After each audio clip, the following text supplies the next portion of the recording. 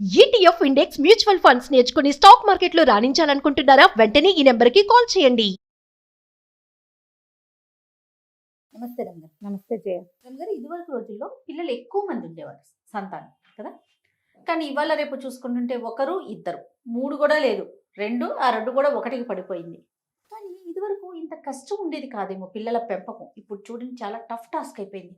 అమ్మో, పిల్లల్ని పెంచటం ఎలా పెంచాలి, ఏం చేయాలి, ఏ విధంగా అసలు ఫుడ్ పెట్టే దగ్గర నుంచి వాళ్ళకి స్నానం చేయించే దగ్గర నుంచి ప్రతిదీ టఫ్ టాస్క్. యూట్యూబ్ మీద, ఇంటర్నెట్ మీద ఆధారపడిపోవటం, అక్కడ సర్చ్ చేసుకోవటం. అంటే కొంచెం మనల్ని పెంచిన తల్లిదండ్రులు ఉన్నా కూడా వాళ్ళు కూడా అదే పరిస్థితి అయిపోయింది ఈ పిల్లల పెంపకం విషయంలో. అదే ఏం చేస్తే వీళ్ళతో తిట్లు పడతాయో. అవును. కూతురు గాని కోడలు గాని ఒప్పుకోదేమో, అల్లుడు గాని కొడుకు గాని ఒప్పుకోడేమో, మాకెందుకు వచ్చిందని.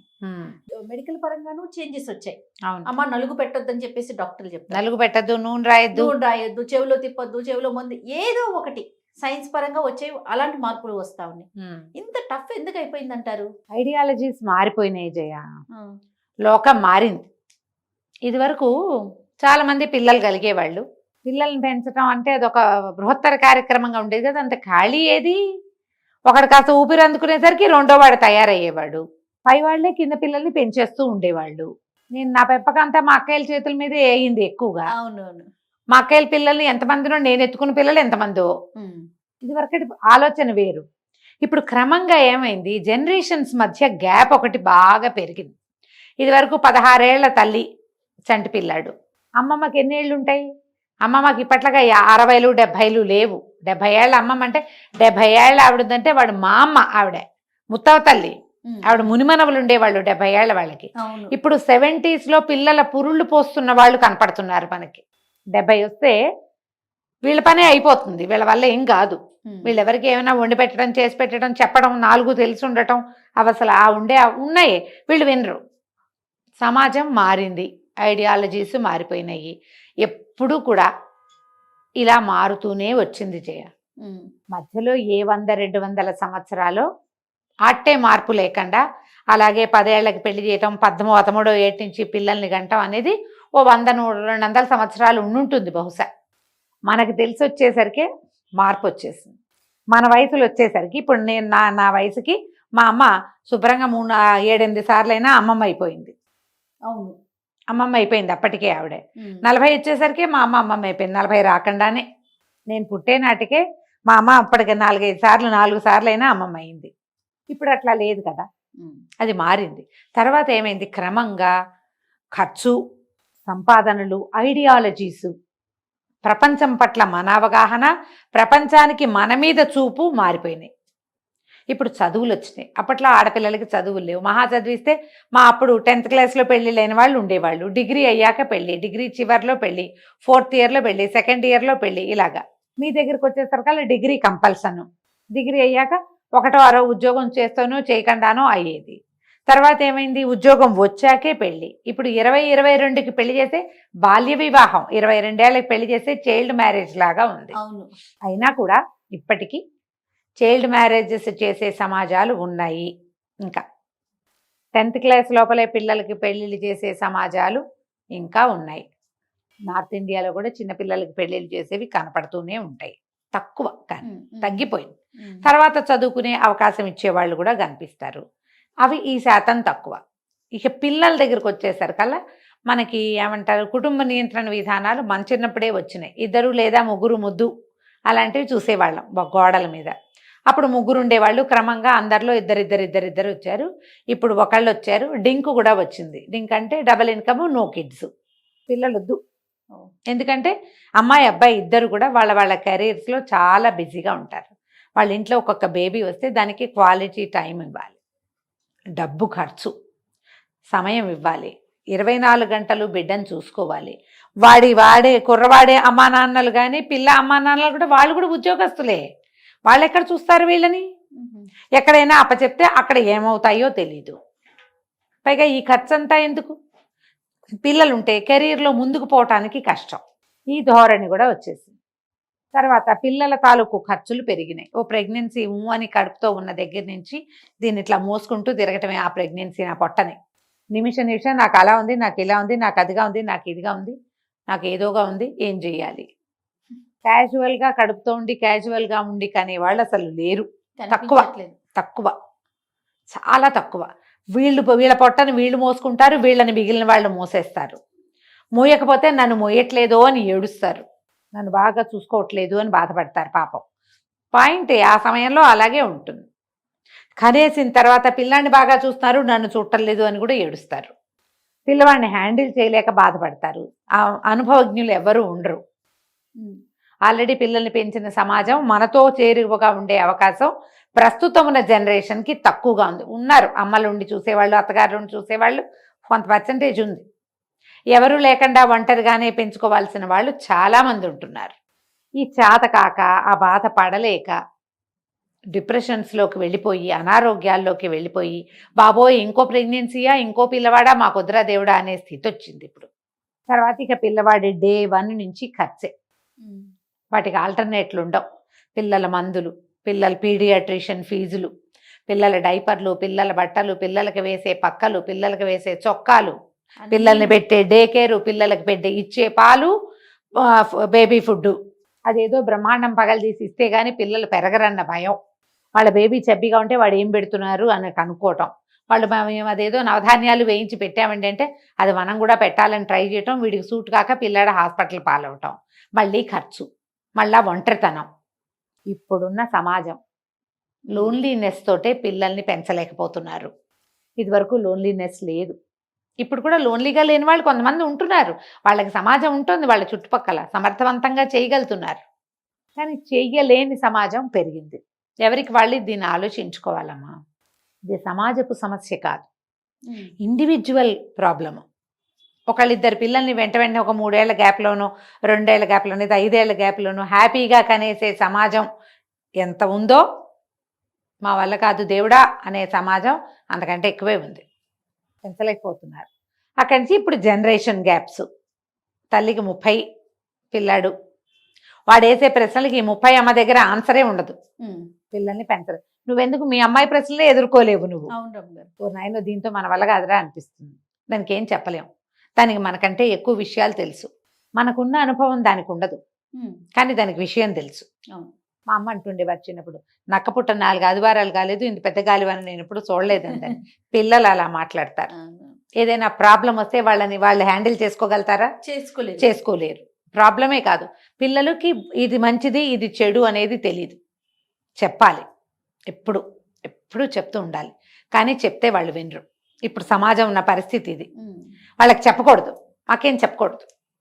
నువ్వెవరు నాకు చెప్పడానికి? మీరెందుకు మమ్మల్ని కరెక్ట్ చేయాలి?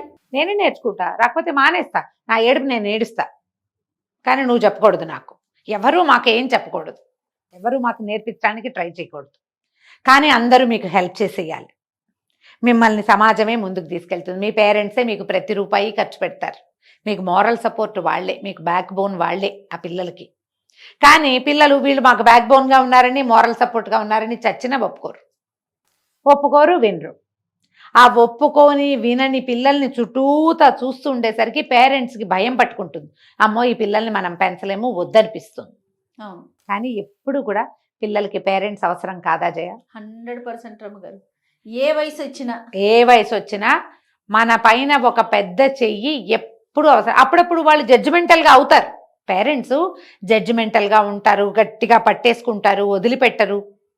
ఏమంటారు దాన్ని, ఒక క్రమశిక్షణలో పెట్టాలని చూస్తారు. తాము అనుకున్నదే కరెక్ట్ అని, నువ్వు అనుకునేది అంటారు. అనంత మాత్రాన పెద్దవాళ్ళు వద్దంటే నీకు ముందుకెలా వెళ్తావు నువ్వు కదా? ఈ ప్రస్తుతపు సమాజానికి ఈ ఇంగితం కొంచెం తక్కువగా ఉంది. వీళ్ళు ఇళ్లలో వినకుండా బయట ఎవరైనా చెప్పినవి వింటారు, ఎవరో మోటివేషనల్ స్పీకర్ చెప్పినవి వింటారు. మన అమ్మా నాన్నకి తెలియదు అనుకుంటారు. కానీ మోటివేషనల్ స్పీకర్ స్పీచ్ ఇచ్చి వెళ్ళిపోతాడు, అన్నం పెట్టేది అమ్మా నాన్న అని తెలుసుకోరు. పిల్లలు ఇలా పెనుగులాట వచ్చేసరికి పేరెంట్స్కి భయం వస్తుందమ్మా. అందుకనే ఇప్పుడు పిల్లల పెంపకం కష్టంగా మారింది, కష్టమని అనిపిస్తోంది. సొల్యూషన్ ఏంటండి దీనికి? సొల్యూషనా ఇలాగే వెళ్తుంది, అంతేనా రమ్మగారు? ఇందులో మార్పు లేదు జయ. మన అమ్మా నాన్నల నుంచి పెనుగులాడాం. అప్పటి పెనుగులాట ఏంటంటే కన్జర్వేటివ్ పెనుగులాట. మీరు అర్థం చేసుకోండి ఈ మాట. దీనికి సొల్యూషన్ ఎవ్వరు ఇవ్వరు. కాలం నడిచి వెళ్ళిపోతూ ఉంటుంది. మన అమ్మా నాన్నల నుంచి 20-24 వచ్చాక సెపరేట్ అయ్యాం. మన పిల్లలు, ఇప్పుడు నా పిల్లలు 20, 15, 16 వచ్చాక సెపరేట్ అయ్యారు. తర్వాత తరం పిల్లలు ఇప్పుడు మీ పిల్ల 15K సపరేట్ అయిపోతారు. నీది నీ చాయిస్ ఉండదు, నీ టేస్ట్ ఉండదు, నీ ఐడియాలజీ ఉండదు, అన్ని వాళ్ళు ఇంటర్నెట్లో చూసేసుకుంటారు. చాట్ జెమినీ ఉంది, చాట్ జీపీటీ ఉంది, ఇండివిజువాలిటీ ఎక్కువైపోతుంది. అలాగని వీళ్ళకి సపోర్ట్ వద్దు అని కాదు, ఎప్పుడూ అమ్మా నాన్న సపోర్టివ్గానే ఉండాలి పిల్లలకి. వాళ్ళల్లో విపరీతపు పోకడలు వచ్చినప్పుడు లాగి పట్టుకుంటూ ఉండాలి. విపరీత ధోరణి వస్తుంది కదా, ఖచ్చితంగా వస్తాయి. ఎందుకంటే చుట్టుపక్కల ఉన్న దాన్ని చూసి వీళ్ళకు ఉన్నా లేకపోయినా పక్కన దాన్ని చూసి వస్తారు, వీళ్ళకే సొంత ఐడియాలు వస్తాయి. కానీ ఈ సిచ్యువేషన్లో నేనుంటే ఏం చేస్తాను అని ఎవ్వరూ ఆలోచించుకోరు. మనం కూడా మన చిన్నప్పుడు ఆలోచించలా. మన నాడు కూడా ఇంటర్ కాస్ట్ మ్యారేజ్లు ఉన్నాయి, ఇంటర్ రిలీజియస్ మ్యారేజెస్ ఉన్నాయి, తక్కువ ఉన్నాయి. డివోర్స్ తక్కువ నానాడు. ఇప్పుడు ఇంటర్ రిలీజియస్, ఇంటర్ కాస్ట్, ఖండాంతరాలు కూడా దాటేసినాయి పెళ్ళిళ్ళు. డివోర్స్ కూడా అదే లెవెల్లో వచ్చేసినాయి. క్యాజువల్ అయిపోయింది అమ్మగారు. క్యాజువల్ అయిపోయింది. ఎంత క్యాజువల్ అయిపోయిందో డివోర్స్ కూడా అంతే క్యాజువల్. అలాగని ఈ పెళ్లిని క్యాజువల్ గా ఎక్కడ తీసుకున్నారు, ఎన్ని ఖర్చులు పెడతారు, ఎంత వేషం వేస్తారు, అవన్నీ చేస్తారు. ట్రెడిషన్స్ మీద అన్ని ఫోటోలు తీసుకోవడానికి అవన్నీ కావాలి. ఎప్పుడు కూడా దీనికి సమాధానం దొరకదు. పిల్లలు కొంత అర్థం చేసుకోవాలి, పేరెంట్స్ కొంత మారాలి, మనం కొంచెం చేతులు విడిచిపెట్టాలి, అవసరమైనప్పుడు పట్టుకోవాలి. అది వాళ్ళకి అవసరమైనా మనకు అవసరం అనిపించినా కూడా. పిల్లలు ఏమనుకుంటారంటే నాకు అవసరమైనప్పుడు నువ్వు చెయ్యి ఇవ్వు, లేనప్పుడు నీ కంట్రోల్ నా మీద ఉండటానికి వీల్లేదు. ఇది పొరపాటు. ఆ మాట మనం పిల్లలకి హార్ష్ వేలో కాదు, బట్ వాళ్ళకి చెప్పాలి. నాకు నా బేబీ అవసరం ఎంతుందో, పిల్లల అవసరం ఎంతుందో నీకు పేరెంట్ అవసరం తప్పకుండా ఉంటుంది. నువ్వు లోన్లీగా ఉన్నప్పుడైనా నేను అవసరపడతాను. నువ్వు ఏనాడు నా మాట వినవు. నీకు లోగా ఉండే సమయం రావచ్చు, నీకు డిప్రెషన్ రావచ్చు, అనారోగ్యం రావచ్చు, యాక్సిడెంట్ కావచ్చు, ఏదైనా కావచ్చు. నీకే సంతోషంగా ఉన్నప్పుడు అయ్యో నాతో ఎవరు లేరే అనిపించవచ్చు. నువ్వు హాయిగా ఉన్నప్పుడు కూడా నీకు నేను కావాల్సి వస్తా. ఈ పర్టికులర్ టైమ్స్లో నీకు కావాల్సినప్పుడు ప్రత్యక్షమై మాయమైపోవడానికి దేవుళ్ళు కాదు వెనకాల ఉండేవాళ్ళు, వాళ్ళు కూడా మనుషులే. అమ్మా నాన్న కూడా మనుషులే కదా. పిల్లలకి అది అర్థం కావాలి. పేరెంట్స్కి కూడా వీళ్ళు మనం ఆడుకోవడానికి చేసుకున్న బొమ్మలు కాదు, వీళ్ళు మనుషులు. వాళ్ళ ఐడియాలజీ వాళ్ళకు ఉంటుంది, వాళ్ళ రకంగా వాళ్ళని వెళ్ళనివ్వాలి. ఆసరాగా ఉండు, పట్టుకో, పగ్గాలన్నీ వేసి లాగేసుకోవద్దు, కానీ జారి పడిపోకుండా కొంచెం పట్టు ఉండాలి. ఈ అవగాహనతో వెళ్ళిన నాళ్ళు ఇంకా పిల్లల్ని మనం పెంచగలుగుతాం. పేరెంటింగ్ అనేది అంత టఫ్ టాస్క్ కాదు. మనం ప్రపంచాన్ని చూసి బెదిరిపోకూడదు.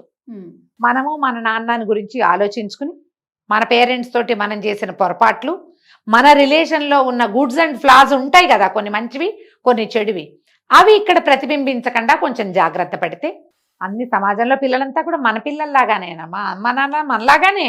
అంతేగా, వాళ్ళేమి దిగొచ్చేయలేదు, మనమేమీ దిగిపోలేదు, అందరం ఒకలాగానే వెళ్తాం. కొంచెం ముందు వెనక ఒక్కొక్కళ్ళు బాగా ఫార్వర్డ్గా ఉంటారు, వాళ్ళు చూసిన సమాజాన్ని బట్టి.